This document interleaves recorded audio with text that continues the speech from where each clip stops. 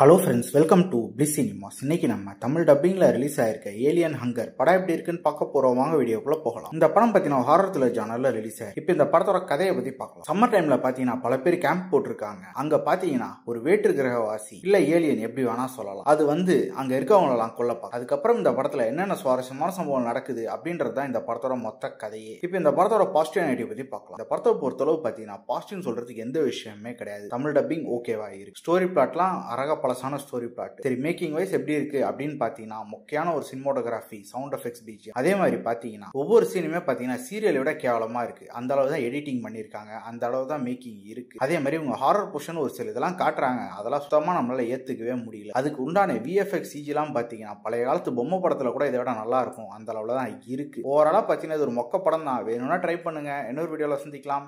Thank you.